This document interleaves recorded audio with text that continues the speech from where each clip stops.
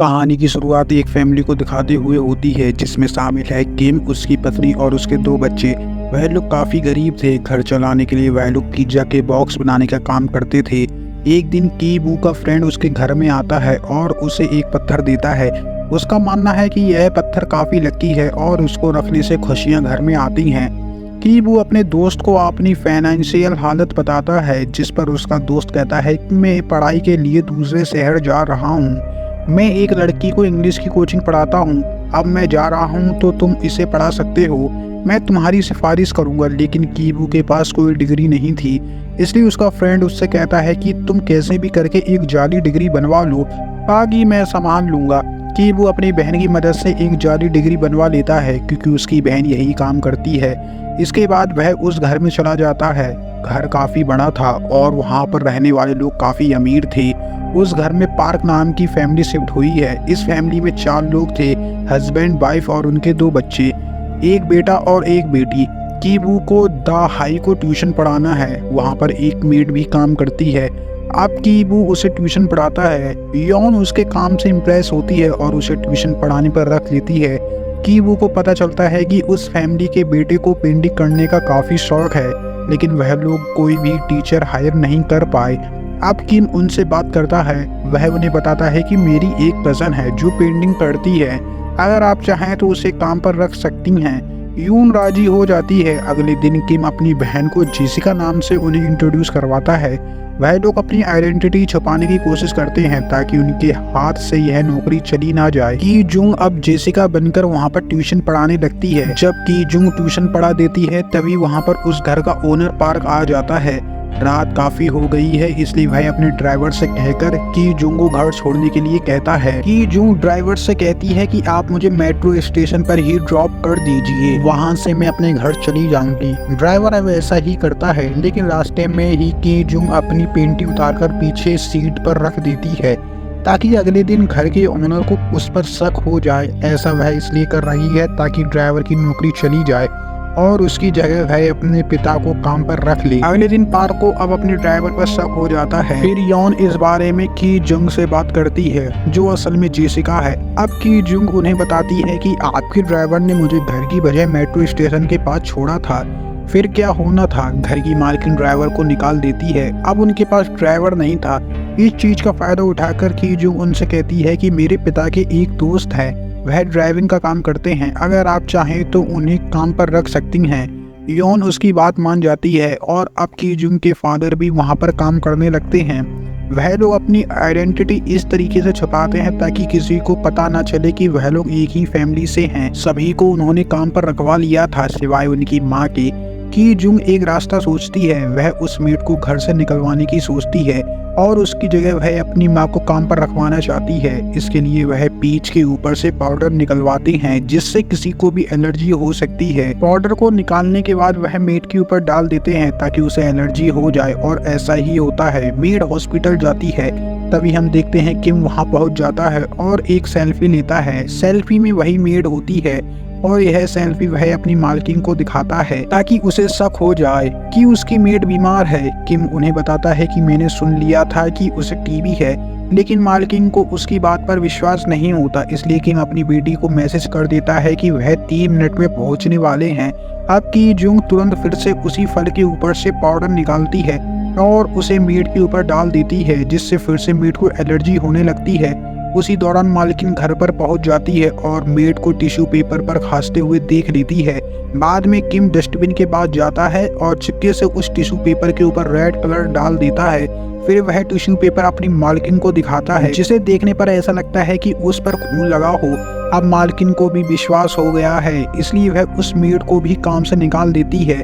अब किम बड़ी चालाकी से अपनी पत्नी को कुक के रूप में इंट्रोड्यूस करवाता है और उसकी पत्नी भी यहाँ पर काम करने लगती है। यानी कि पूरा परिवार उस घर में आ चुका है। धीरे धीरे अब उनके हालात बदलने लगते हैं। गरीबी से वह ऊपर उठने लगते हैं। फिर उस अमीर फैमिली के बेटे का जन्मदिन होता है, इसलिए वह लोग घूमने के लिए बाहर गए होते हैं। किम और उसकी फैमिली घर पर काफी एंजॉय करते हैं। तभी डोरबेल बजती है। दरअसल वहाँ पर पुरानी मेड आई होती है। वह उन्हें बताती है कि उसका कुछ सामान यहाँ पर रह गया है, सिर्फ वह यह लेने आई है। इसके बाद वह सामान लेने के लिए बेसमेंट में चली जाती है। मेड काफी देर तक बेसमेंट में थी, इसलिए उसे चेक करने के लिए चोंग सुक नीचे जाती है। वह देखती है मेड एक मेज को खिसका रही है। मेज के खिसकने के बाद वह एक सीक्रेट डोर से अंदर जाती है। चोंग सुक देखती है कि असल में वहाँ पर एक आदमी है, यह उस मेड का हस्बैंड है। मेड ने चुपके से उसे यहाँ पर छुपाया है। जब पुरानी फैमिली यह घर छोड़कर चली गई थी तब मेड ने ऐसा किया, और पार्क फैमिली को इस सीक्रेट डोर के बारे में कुछ नहीं पता। मेड के पति के ऊपर कुछ कर्जा है, इसलिए वह उसे यहाँ पर छुपाई हुई है। मेड उससे कहती है कि तुम मेरे पति को हफ्ते में एक बार खाना दे दिया करो, बस इतना तुम मेरे लिए कर दो। लेकिन चोंग सुक इसके लिए राजी नहीं होती। वह उससे कहती है कि तुम अपने पति को लेकर यहाँ से चली जाओ, वरना मैं घर के मालिक से इस बारे में बता दूंगी। पीछे सीढ़ी से यह सारी बातें बाकी और लोग भी सुन रहे होते हैं। उनका पैर फिसलता है और वह नीचे गिर जाते हैं। यह देखकर मेड वीडियो बना लेती है और कि वो कहता है कि पापा मेरा पैर। यह सारी बातें मोबाइल में रिकॉर्ड हो गई थी, इसलिए मेड उन्हें ब्लैकमेल करने लगती है। उसको पता चल चुका है कि यह चारों एक ही फैमिली के लोग हैं और घर पर वह लोग अपना नाम बदल कर रह रहे हैं। अब सभी लोग ऊपर आ जाते हैं। मेड उन्हें हाथ ऊपर करने को कहती है और उनकी वीडियो बना लेती है, और साथ ही साथ वह लोग पार्टी कर रहे थे उसकी भी वीडियो बना लेती है। किम अब उसके हाथ से मोबाइल छीनने लगता है और वीडियो डिलीट करने लगता है।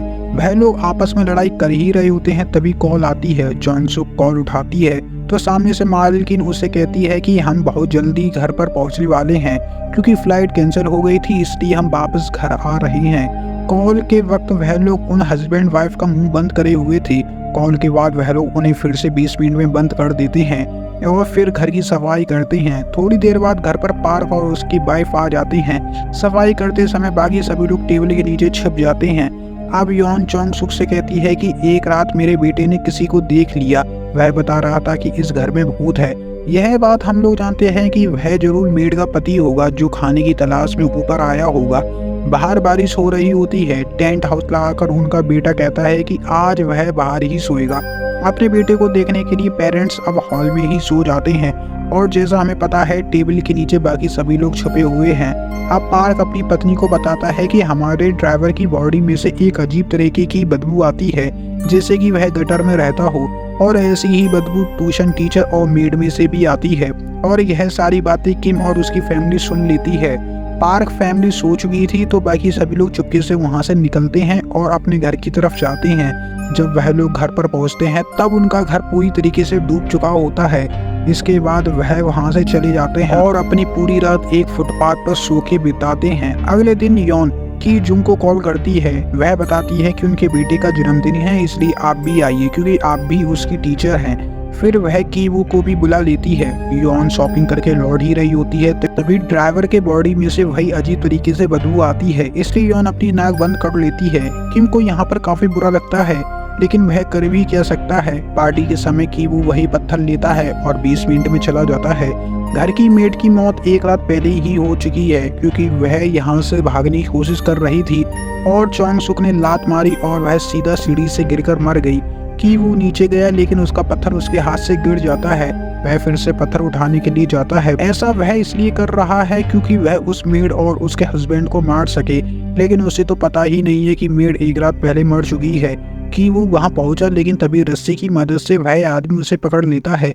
वह उसे मारने ही वाला होता है, लेकिन कीवू बचकर वहां से निकल जाता है। गले में रस्सी लटकी हुई थी, इसलिए वह नीचे गिर जाता है। अब वह आदमी उसे काफी जख्मी करके बाहर आता है। वह की जंग को देख लेता है जो केक लेकर आ रही होती है। वह उसके पास जाता है और उसके सीने में चाकू घुसेड़ देता है। की जंग काफी जख्मी हो चुकी थी। सभी लोग यह नजारा देख रहे होते हैं। किम अपनी बेटी को इस हालत में देखता है तो वह उसका घाव भरने के लिए आगे आता है। चोंग सुक अपनी बेटी का बदला लेने के लिए उसके पास जाती है और उसको चाकू से मार देती है। इस सब के दौरान पार्क के बेटे को चोट लग गई थी। वह गाड़ी की चाबी लेने के लिए उस व्यक्ति के पास जाता है क्योंकि वहां पर चाबी पड़ी हुई थी। वह उसके पास गया तो उसमें से वही स्मेल आ रही थी जो किम की बॉडी में से आ रही थी। पार्क अपनी नाक बंद कर लेता है और यह देखकर किम को काफी गुस्सा आता है क्योंकि उसकी बेटी मर रही है और वह अपनी बेटी की परवाह कर रहा है। अब किम चाकू उठाता है और उससे पार्क को मार देता है। किम को समझ में आ चुका है कि यह अमीर लोग हम गरीब लोगों को दूसरी नजर से देखते हैं। किम वहां से कहीं भाग गया। की जुंग हादसे में मारी जाती है, लेकिन उसका भाई बच जाता है। इसके बाद माँ बेटे पर धोखे चालबाजी का केस चलता है, लेकिन कोर्ट उन्हें कोई सजा नहीं देता बल्कि कुछ इंस्ट्रक्शन देकर उन्हें छोड़ देता है। पार्क फैमिली उस घर को बेचकर वहां से चले जाते हैं। अब न्यू फैमिली वहां पर आ गई थी और उन्हें इस घर के बारे में कुछ नहीं पता। यहाँ पर हम देख पाते हैं किम बेसमेंट में रहता है। दरअसल उस दिन वह भागकर बेसमेंट में छुप गया था। वह लाइट ऑन ऑफ करके अपने बेटों को यह सिग्नल देता है कि वह अभी जिंदा है। कि वो दूरबीन से सिग्नल को देखता है और उसे डिकोड करके समझ लेता है कि उसके पिता उससे क्या कहना चाहते हैं। किम को अफसोस हो रहा होता है कि उसने गुस्से में पार्क को मार दिया। कि वो मन ही मन डिसाइड कर लेता है कि एक दिन वह इस घर को खरीद लेगा और फिर से आप वापस से ऊपर आ सकेंगे। और इसी के साथ हमारी मूवी यहीं पर ख़त्म हो जाती है। आई होप गाइस आपको मूवी पसंद आई होगी। मूवी पसंद आई हो तो प्लीज़ लाइक करना, चैनल को सब्सक्राइब करना।